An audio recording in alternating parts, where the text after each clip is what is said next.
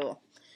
All right, so we are on the phone with Lisa Oz, who is a best-selling New York author, a wellness specialist, and also is married to Dr. Oz. How amazing is that? How are you? I'm great, thanks. How are you? I'm good. So, I see Good. you're a Jersey girl, I guess, because 201. I am, and you Love are it. too. Yes. Love Yes. it. I get that vibe from you, though. I love that. You Yeah. get you can see that I'm wearing leopard through the phone, right? What Jersey Shore has done for us, right? I can't. But so yeah, so it's really great to have you on. I'm really glad that you took the time out to talk to us today. Well, thank you for having me on. For sure. So you have a book out now. It's about recipes, and it's the recipes in your home, which of course we would all love to know about because we're always trying to maintain our health and our dieting and all of the things that are happening around us. And you just seem so centered. Like I watch videos of you and see you on the Dr. Oz show and on your show, and you seem so present and so like centered. And I know you practice Reiki, which is the energy therapy, and you could just see that in you. How do you maintain all of that, like being an author, the career, family, and health all together? It's funny. It doesn't feel like when you say it, it sounds like, oh my goodness, I'm doing so much. It doesn't feel like I'm doing that Okay. much, especially compared to my husband, who is like four people in one with what he's doing and his level of Yeah. energy. But for me, I always it's funny because I do what I love, and so with my latest venture, which is this cookbook. I love food and I love cooking and I love being in the kitchen and I love that it's the center of our family. So the cookbook was just a natural extension of what I do naturally Okay. all the time.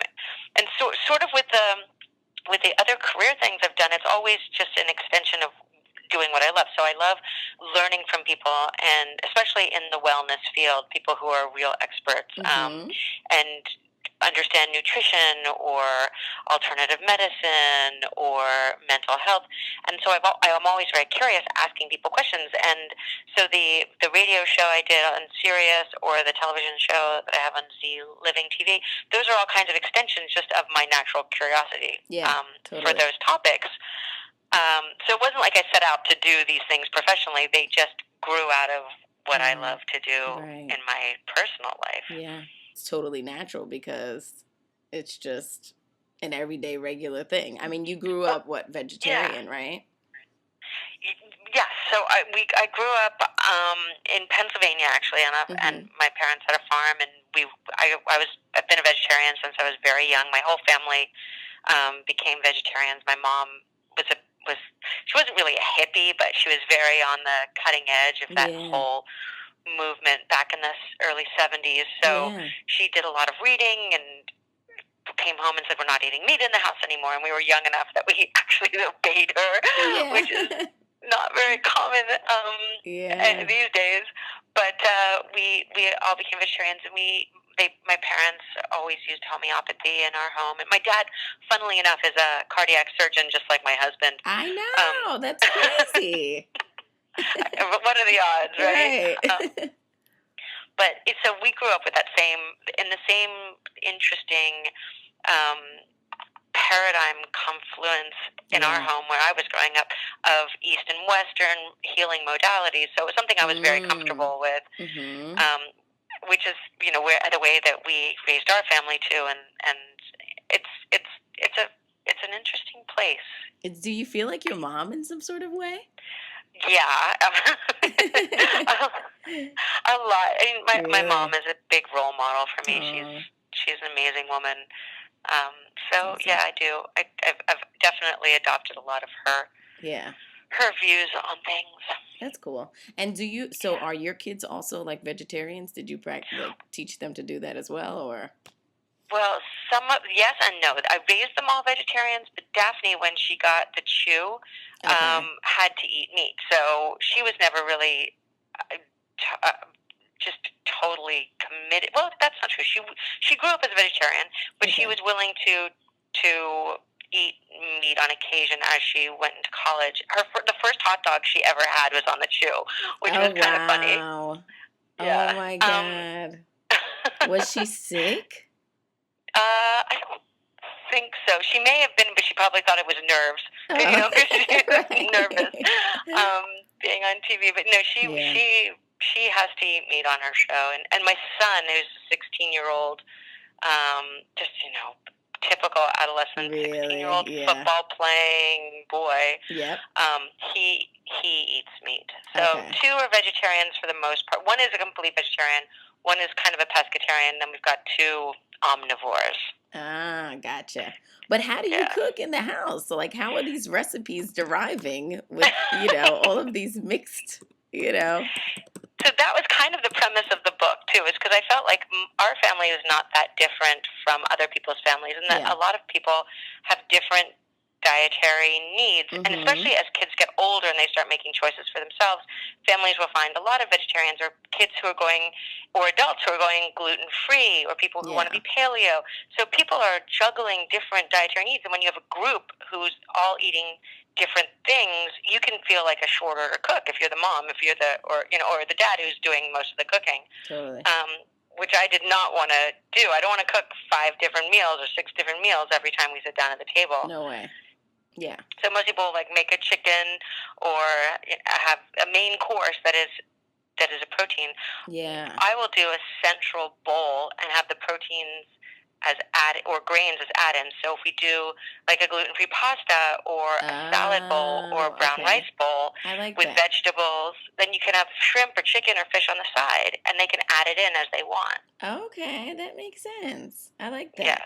I wanted to talk more about the recipes. I know, like, just recently you were exposed for, like, some famous dip you have. It's like walnut with something else. I can't remember the exact ingredients, but maybe you can help us Oh, with it. yeah, that is a romesco. I don't even know if I'm pronouncing that right, Okay. but it's so easy and so delicious. And that Really? you can put it on. I have a recipe for little crackers that you can put it on. But if you're trying to avoid gluten or don't want the simple carbs of a cracker, you can eat it on Right. vegetables. It's great on vegetables. And Okay. it is super, super easy. Basically, I like to roast my own peppers, but you Okay. can just buy roasted peppers out of a jar, Yeah. and you just throw everything in a little. If you have one of those little magic bullets, or if not, you can do it in a blender. Okay. And it's just like roasted bell peppers, some garlic, a little bit of tomato paste, some walnuts, and some seasoning, some olive oil. You can throw in. I usually throw in a little bit of bread just to give it some texture, some like French bread, Mm. but you don't need to do that. Some salt. Throw it Okay. into a blender. You can put in fresh basil, and if you'd like it spicy, put in some red pepper, Okay. and it comes out. It is absolutely delicious. You can just eat it straight off the spoon. You don't Oh my even need to put it God. on a vegetable or I'm s- crackers. I But yeah. haven't had breakfast, Lisa. Oh I'm no. starving. But that sounds really good. So what about walnut allergies? Because some people can't eat certain nuts. What would you replace it with? Any other nut or? Well, yeah, you can, especially a soft nut like a cashew. If you Okay. can't eat walnuts, use a cashew. Cashews are fabulous because they do blend down very nicely. You can Okay. actually make a cheese substitute with cashews. Yes. Actually, one of the recipes I have in the book is for a vegan carrot cake, and the icing is made with a cashew cream. So it's just a pureed cashew. Oh, Yeah. wow. That sounds amazing. Now you're gonna get even more I hungry. know. I'm like, oh my God. The sweet tooth. Totally. But is that one of your favorite recipes in the book? Is there? A favorite. Well, I'm at heart a really simple girl, Okay. and my dad is Italian, so Oh, I my knew favorite you were recipe. Italian. I felt it. So my favorite is this ridiculously simple pomodoro spaghetti sauce because Mm, 10 minutes. okay. It's fresh tomatoes and fresh basil, and I grew up with it, and I grew up with the when you're working and your mom and your kids are hungry and Yeah. you don't have a lot of time to make dinner, this was one of those things that I could get on the Mm. table right away, and it's foolproof, and it's always delicious. It's one of those things you can't mess up ever. Okay. Okay. So that's kind of my personal favorite. Okay. Because it gives you that rich sauce taste and then, or Yeah. gravy. Are you growing your own vegetables? Oh yeah. We have Totally. a little tomato garden out back, and Oh, we have cute. bell peppers, and we have, well, my favorite thing in our garden is bees. We have a beehive out there, Oh, my so we get our God. own honey, and Oh, we help yes. pollinate the planet because all our bees are dying, and it Aw. really bothers me. So Yeah. we got bees. And honey is so crucial to like bacteria in the body, right? Honey's amazing, and it's, I think it's the one food that can outlast a zombie apocalypse. It will stay on your shelf if you don't open it. It will stay on your shelf for Forever. ever, literally Yeah. forever. Yeah. And the only thing is, you can't, if you eat honey and you spoon it with a spoon, and you scoop it out and you put the spoon in your mouth Yeah. and you put the spoon back in, the enzymes in your saliva will start breaking down the honey. So then Oh you my can't. It won't. God. Yeah, you don't want to do that. You want to pour the honey out and then eat it. Do never put Put it any, back in like. there. Yeah, no, don't do that. Interesting. Yep. Wow.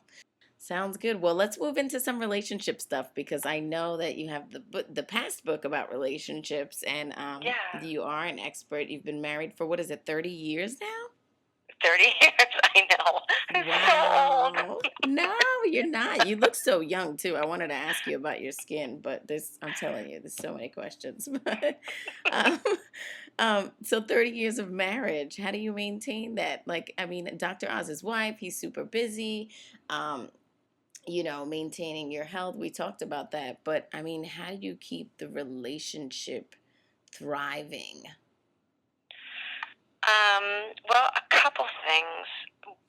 Um, First of all, you've got to. It's all about priorities, right? And I think that when you're in a new relationship, that relationship is the most important thing to you. Okay. So, whatever choices you make, you're always putting the relationship first. I think after you've been in a relationship for a long time, whether it's one with your friends or with a lover or with kids, once you get used to something and comfortable with it, you Mm-hmm. stop making it important. You stop prioritizing it. So you make choices that don't always benefit the relationship. So if you want to keep a relationship alive, make it a priority and give it attention. It's like anything else. If you have a plant and you never give it water, it's gonna die. And men are like babies, right? They constantly need like a rock.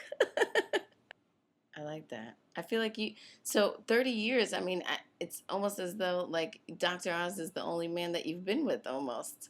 It's That's actually true. Wow. Oh Yeah. my God. Yeah, that's Yeah. amazing. Do you ever interact? I know like you're on his show sometimes, but do you give him ideas for his career in the show? Or are you just kind of like, that's your area? No, actually, I dragged him into entertainment, which is kind of No funny. way. Yeah, I That's was funny.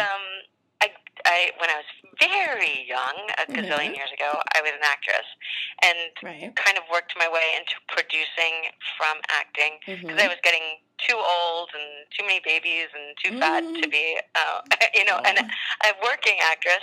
yeah. Um, so I actually came up with this show idea for him. This is now ages ago, Mm-hmm. uh, and produced that. I was the executive producer on that show for the Discovery Channel, and that was a show Wow. called Second Opinion. Mm-hmm. And Oprah was actually our first guest on that show. No kidding. Yeah, and so after that show was canceled, we took all the information that we'd gotten from that show and partnered up with Mike Roizen and started writing the U books. Right. And that the owner's manual was on Oprah's show, and they kind of reestablished that relationship. But for 4 years, while he was on the Oprah show, I was in continual meetings with her producers about Right. creating his current show. Interesting. So yes, I was very involved in the beginning of the show, and Okay. then once they started up in New York, he had a great team, and in the beginning I was more involved, but then I started with my own stuff and had my own show and started doing the radio, so I just didn't have time to be on his set every day. But in the beginning, yeah, all the time. So we worked together on pretty much everything. Wow.